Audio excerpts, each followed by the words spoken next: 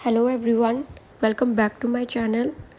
तो ये video English preparation के ऊपर है for beginners and for those who are already preparing. Let me first introduce myself. My name is Neha और इस साल मैंने IBPS PO, IBPS clerk and RRB clerk exam clear किया है। तो अभी मेरी जॉइनिंग में कुछ टाइम बचा हुआ है, तो मैंने डिसाइड किया क्यों ना मैं अपने एक्सपीरियंसेस और अपनी नॉलेज को शेयर करूं, ताकि उनकी हेल्प हो पाए जो कि बिगिनर्स हैं और जिन्होंने अभी स्टार्ट किया है। तो मेरे एक्सपीरियंस से आपकी हेल्प हो पाएगी, I hope so. So let's get into the video. तो मोस्टली ऐसा होता है कि काफ़ी लोगों की रीजनिंग और मैथ्स अच्छा होता है, लेकिन उनकी इंग्लिश वीक होती है, जिसकी वजह से प्री एग्ज़ाम भी नहीं निकल पाता। तो इंग्लिश के लिए सबसे पहली जो चीज़ है वो है अपनी कॉन्सेप्ट्स को बिल्ड करना। हमें फोकस करना चाहिए कि हमें अपने कॉन्सेप्ट्स को अच्छे से बिल्ड करना है। देन उसके बाद हमने ये सोचना है कि हम मेंस की प्रिपरेशन कर रहे हैं, हमें मेंस लेवल के लिए प्रिपेयर करना है, ना कि हमें प्री को फोकस करना है। हमें मेंस ओरिएंटेड प्रिपरेशन करनी है। देन उसके बाद हमें ग्रामर की रिवीजन कर लेनी है, जो कि 7 to 10 डेज़ में कंप्लीट हो जानी चाहिए। ग्रामर के कंसेप्ट यूज़ होते हैं प्री एग्ज़ाम में भी और मेंस में भी। हमारा इससे फाउंडेशन स्ट्रॉन्ग होगी। तो ग्रामर की रिवीजन के लिए 7 to 10 डेज़ सफिशिएंट है, क्योंकि स्कूल लेवल में भी हमने ग्रामर की होती है अच्छे से। तो हमें इसे रिवाइज़ करने की नीड है, जो कि ये चीज़ 7 to 10 डेज़ में ख़त्म हो जानी चाहिए। देन उसके बाद जो हमें डेली कई टारगेट्स करने हैं इंग्लिश में, वो है हमें डेली रीडिंग करनी है एडिटोरियल्स की, और उसके साथ साथ वोकैब। रीडिंग के लिए अगर आप कंफर्टेबल हो तो न्यूज़पेपर की रीडिंग कर सकते हो, जो एडिटोरियल सेक्शन होता है, और साथ साथ जो उसमें इंपॉर्टेंट वर्ड्स जो लगते हैं, जो हमें मीनिंग नहीं पता होता, उन्हें मार्क करके उनका गूगल से मीनिंग सर्च करके एक नोटबुक बना लेनी चाहिए 10 वर्ड्स डेली नोट करते हुए। क्योंकि मैं ऐसे ही करती थी, मैं जब भी वर्ड्स को नोट मार्क किया करती थी तो मैंने एक नोटबुक बना ली थी, जिसमें मैं अपनी वोकैब के वर्ड्स लिखा करती थी। तो इससे मेरी डेली वोकैब अच्छे से प्रिपेयर हो जाती थी। मैं शो करती हूँ कि मैंने कैसे अपनी वोकैबुलरी स्ट्रॉन्ग की थी, मैंने नोट्स जो बनाए थे। तो ये मेरे नोट्स हैं, वोकैब जो मैं प्रिपेयर करती थी। डेली के 10 वर्ड्स नोट किया करती थी। मैं ऐसे 10 वर्ड्स डेली के नोट कर लेती थी। कुछ ज़्यादा भी हो जाते थे अगर मुझे मीनिंग नहीं पता होता था। डेली बेसिस पर मैंने ये नोट्स मेंटेन किए थे वोकैब के।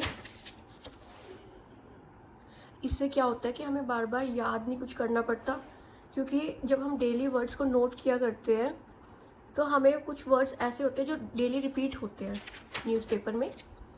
तो हमें वो डेली हमारे वर्ड्स रिड्यूस होने लग जाते हैं। हम 10 से 8 पे आते हैं, 8 से 5 पे आते हैं, और एक टाइम ऐसा आता है कि हमें ऑलमोस्ट सारे ही वर्ड्स पता होते हैं मीनिंग, तो हमें नीड ही नहीं होती वो कैप को नोट करने की। तो इस तरीके से वो कैप बहुत जल्दी याद हो जाती है, मैं स्ट्रॉन्ग हो जाती है। मैं डेली बेसिस पर ऐसे वो कैप नोट किया करती थी।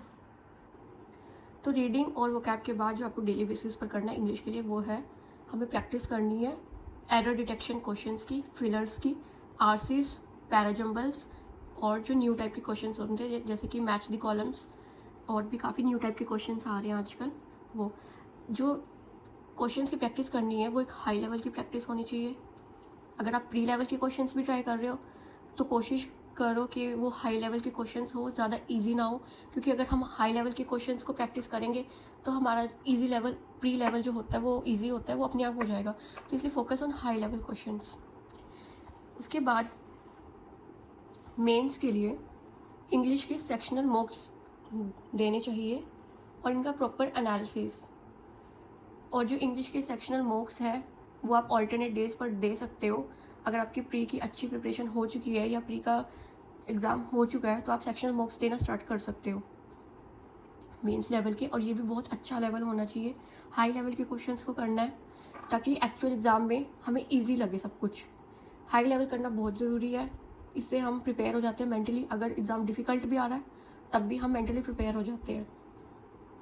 तो सेक्शनल मॉक्स बहुत इंपॉर्टेंट है, और इससे हमें ये पता चलता है अगर आप पहली बार सेक्शनल मॉक दे रहे हो, मे बी आपके मार्क्स बहुत कम आए, so don't worry about that.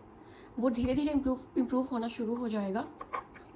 जब आप 10 to 12 सेक्शनल इंग्लिश के मॉक दे लोगे, उसके बाद अपने आप इम्प्रूवमेंट नज़र आएगा। मे बी आपके 5 या 6 मार्क्स आ रहे हो अभी, तो डोंट वरी, वो धीरे धीरे आपके 20+ भी जाएंगे।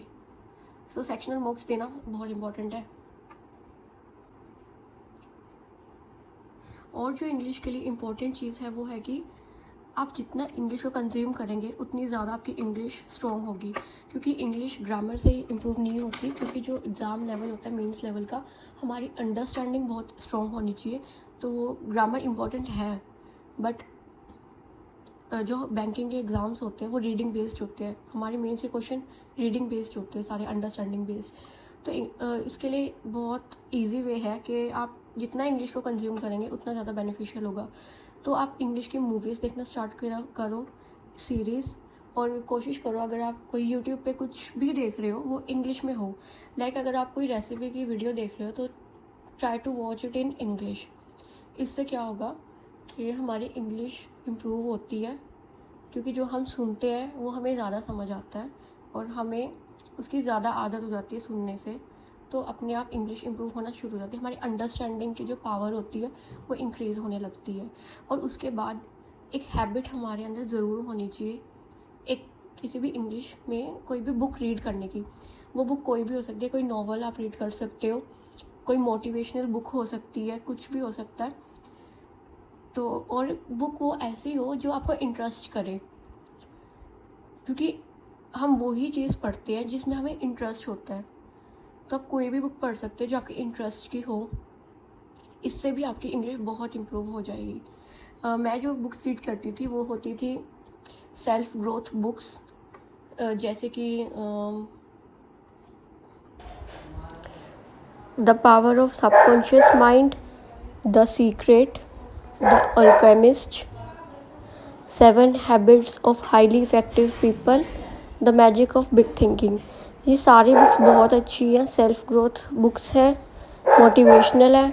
इससे हमारी स्टडीज़ में भी काफ़ी हमें इम्प्रूवमेंट मिलती है, हमारा माइंडसेट बहुत स्ट्रॉन्ग बन जाता है। तो I would recommend these books and thank you for watching. Do subscribe to my channel and please like my videos.